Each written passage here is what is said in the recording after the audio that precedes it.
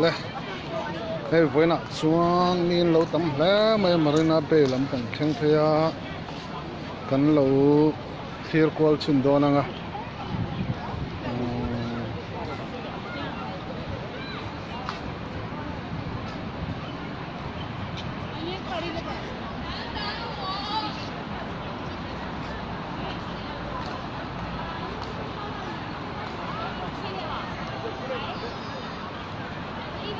tourist an tam khop maya voin hi bus tam tak mai an ron kal hloma mi chi sang mai an tam em maya helai mun hila mu ve lo tan phei chuanin pui ve tak ania Singapore kal to chuan helai mun hi thlalak pui lo chuanin kal langai ngai lo an ti thina thing lai kan mu building ro pui tak tak te khi bank an ni hloma HSBC te Maybank te DBS UBS OCBC ka ting ho khan ni hloma chu wang chuan khilai achaka building lian pui bank ho khi tuna kan en lai ho he mi bank hian Asia sum chan ve ai tam mai chuan khoi nen tia chuti khop chuan helai hian poisa atam poisan khoina sani hemi Marina Bay bul bank chevela hian chuan hei voin tourist an tam em maya Malaysia tang te le mun dang tangin basin a rong kal cheu maya chuwang chuan voina hian ani salawa boruak te adai nuam boka rinain camera afia thadua lam hulo tan chon helai mun hi chu pui ve tak chu ni long ti son long son ron kala an let le helai long hi round in an kal thina ku ta Clarke lama train ron tot chawa chuan Clarke lama tanga ron tol chau zo ta han ron kuala darkar khatvel an chuanga darkar khatvel chuan man hi minute cheng somnga Singapore som ni panga somnga ti chho borvel ne sang India sang ni sang thum chu ni chu heta longa chuan man hi India sang ni sang thum borvel ani ta darkar khatvel chuan theita kan soi tong khan a bula hian i building lian pui sang tak mai auma heng ho hi na china ka soyang khan bank ania mi thiam te chuan helai sum chevel hi turun ti khop mai chu wang chuan Asiaram sum zat ve ai tam mok hi helai bank borvel nan khoya helai building hi chevek ta sela voi khat thil thu a hian Asia hi chu development ale poisa kan buai ngal don an ti hial ani chutiang khopa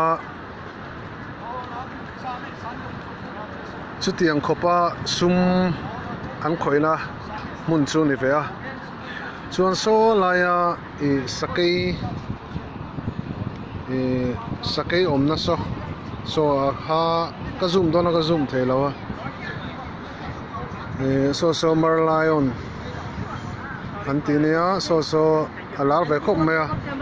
helai mun thalak pui lawa hoi chu Singapore kala ai ngai lo an ti thina ne wangin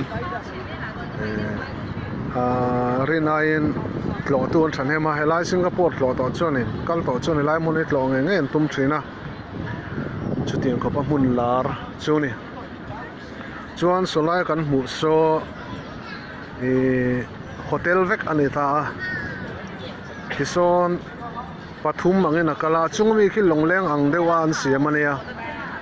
asir ton akhian manchoina lu thaya abak zong achunga khen swimming pool te oma achunga swimming pool om khi hotel a thleng tan chau ani hotel a thleng tan bak swimming pool a ki chona chuan ve theilawa chuan helai mun hi theater an mang thina program ro pui tak te an nei thina tin engama hun lai phei chuan helai hmuna hian balloon ten da new year ate rong sang in Marina Bay Tower sky englo tangkhian anon ka beng thina kumhlui thla zan te nge ne new year zan te khatianga Singapore atanga life kan hmu thin anon ka en chuai ang chi kha helai hmun atanga anon ka chua hi ani hloma a hmu lom ve hlom khop mai hmuna kal hi chuan rinain a boro kan nuama ni salem lo boka hei van te po ni salawa anuam em em a chuan voinen tourism tam boka helai hmun vele chu du to ka thalak puinan du thu samania Mizoram angten isa chu helai hmun ni chu music video siamnan an itlom view in karingani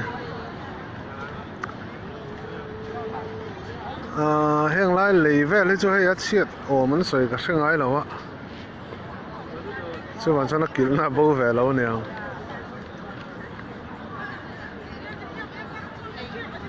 le khati zong kha live kan du tok do nanga helai hmun a chuan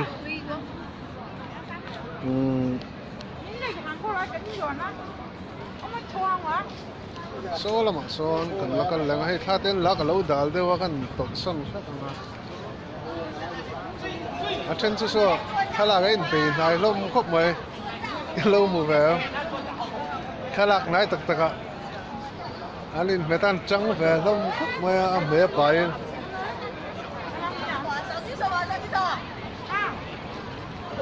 kumu pa le no pang po soi thei lo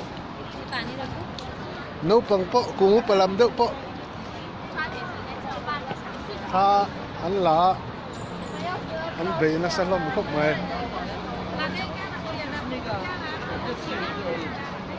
khalak be ol sam tak tak te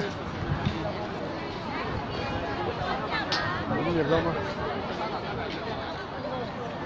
le ka ti zong kan live kan du tok don mai nga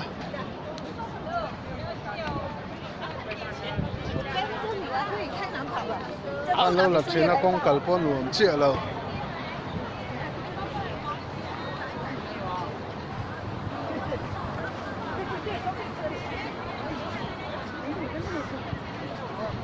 vai ho po than la na sa khop mai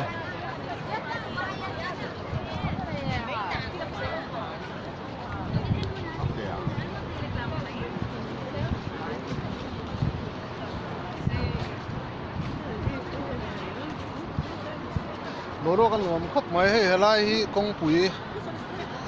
pui ve kan ni ha helai kong pui ai motor an tlan renga lei moi duk men siama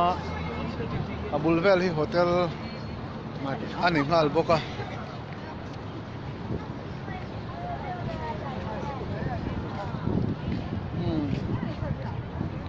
ti zong kha live the ni me ro se bye bye vak u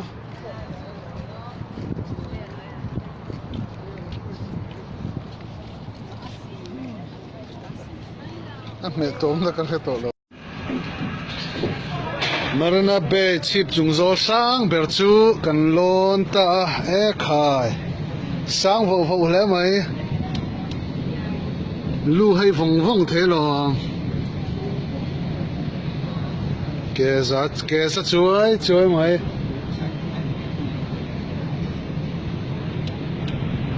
te helai hi e kutawa da chuat the ni hi asang thale mai na se morba ki kalmin phal lova chuwangin morba kan kal thei lova turu bem hle mai ta nuai chu khu ta ne rawat la ve ta kan ni chuan so lai so long auma hetien mai chon long te so lam pang so sang sok ni om tak ane kan chuk en boka alang thui boka long velom na so sang khomual ang dei jok me khomual sang lam pang tang pang te po ang ti son long son lo in chop chup me long lian te hoi lama po hi long lian te po om boka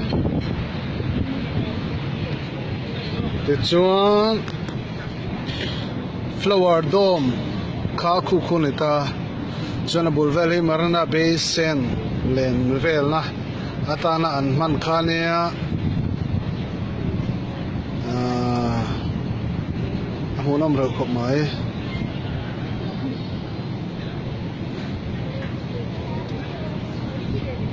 asang le me khu la motor tapo khu motor lian an nia ke khuti khop khonin an lang te machine phei chu kan mu me olo khu la khu machine an kal in chung var ma zo na khu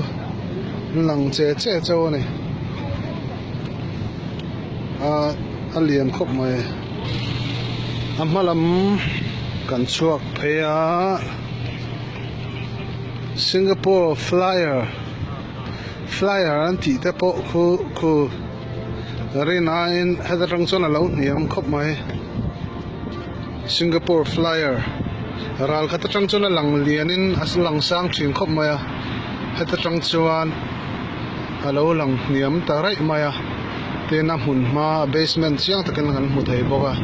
a basement khu motor tlan thei in an siam lo hriat thiam thei lawa motor chu tlan thei ni om takania chhong thumin kaltira a bulvel hi long station harbor ni lo station ani hala tian heng lai vel hi api tenen hen East Coast lampang khanita amunam re khop mai so lai so National Stadium anin khelna tur hun khanita ni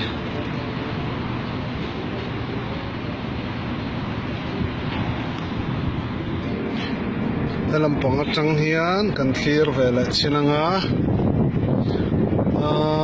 khu ti khuanin hatrang chan lo lang te khop maya a hmuna om ten than lak pui thin sakei camera thalo lu tuka chiang lo khop mai sakei tui ron phu chok chin ka khulai khuni ta ti chuan a sir vel hi akal to da chuan hre thiam mai ka reng sang veu khop maya chuanin Peninsula Plaza po kha solar building sonitane tuna kakut om na zone chia so solar chia so Peninsula Plaza kan ta vala lo khop mai khu RC ten siama asir tangen khachunin na an thoka moti mai tur khane engmo sign te pon lo siam dewani khu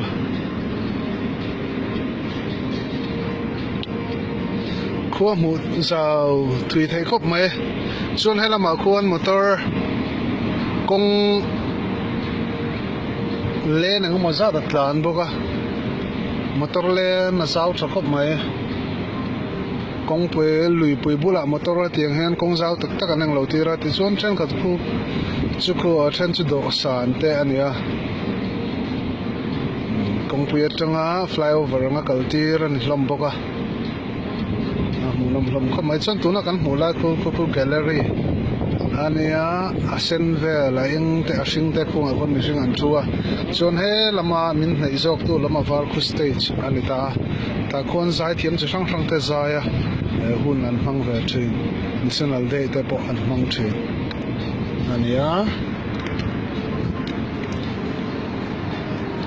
he tia muna tanga thla kan lak pui thin building chhong sang pui long le matanga la khanita asangin kho thabaka kho ya nuam khop mai chhong somna kumna tro ta kan chho chinang chhong somna parukna chho chinanga la chutlemin lo sang le a sa pho po nom tanuala asang chale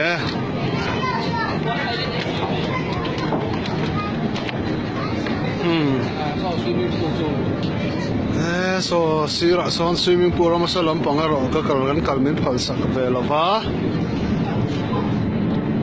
tien cheng sup mai swimming pool a kan kalmin phal sak velova ta tang hang kan clear vel ta mai mai ni solaya swimming pool vela cheng tur sa chuanin helai hotel a thlen ve hi nga ya ka zoom thina fia lo riu mai zoom lo mai camera tha lova ti ne na lo ni rang kan clear thalea atira kan clear nai khana lo sang ta lom de le mai Singapore có quê lăng thui về khắp mày à Mizoram chân về ai còn ở gym sao cả tiếc căn hụt thì chuyên dùng hi Singapore chung được mày à Amaro chú tiếng building khatate le residence building xong khata ringot po hen Mizoram veng khat du thong hi chu no mani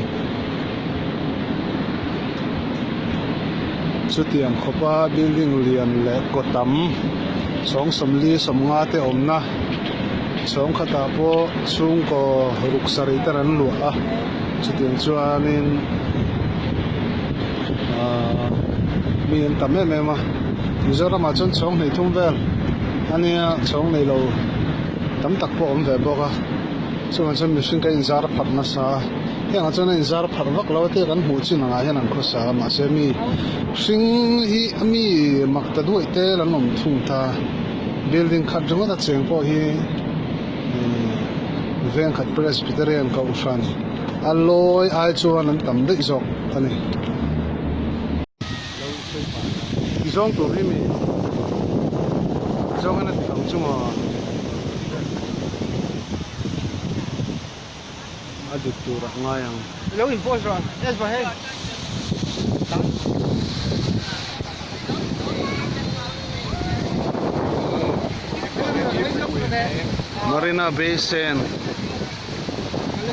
Marina Basin sang em mai ania tuna hem basin nunga kanoma chuan an lo chei moi to hlom khop mai a hei an nuai lam pang po kho ti khuan tui an lo phu moi to em mai mun hi nuama thli thodewa ka tong thathe ma chuan a mun an chei moi to angrenga thli atam angreng khop mai a so lai so flyer khania chuan so lampang so ti son kan huang sonon zana phei chuan kala ramoi mem mai hei helai hian zan thleng hun man kan tuma ti chuan hei foreigner lem lo te po tam tak helai huna hian an kala hei helama po hianin ko moi tak tak a chei atame mem maya thil moi tak chu ni vein ka hria lat lo tan po tun lai tlo hun lai tak ani mai thea an chei moi khop mai helama hang ka thian te kimite kanau esterite thian pathanga te nom boka anni palin an hian voina kan kala be nung lampang hei sang vo khop mai hi Singapore tilar tu pakhat ani achunga ken longang takin a kual ra ya achunga ken swimming pool te le Singapore khot khiap the na te oma poisa choi te nga ya chuan ki kual jin to chon tlo an tum vek thren a hunom khop mai thina na kimi lon tu ken cheng som hi vel se na nga ya India poisa chuan in cheng zariat zakuang vel ni chu chumi chu se na nga ya chuan hei mi chang an tam em maya an tlo noi ani ber kimi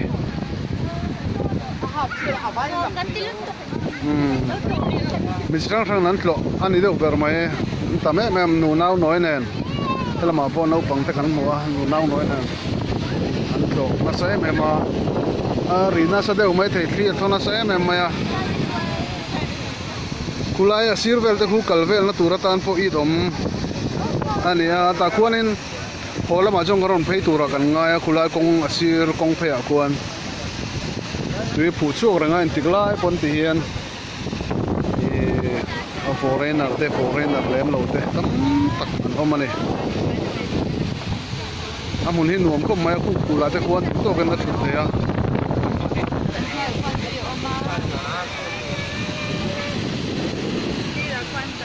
dai lampang to ani tlatre pakhi khi takhian ni tatu lampang ani to tuna hian Singapore sanada rukla minute somli ani among changin kan pheile zel do na ke nei po nakena thil munam de om la kan on live la don ne video post ai kan on live mai nei kha bye bye vak u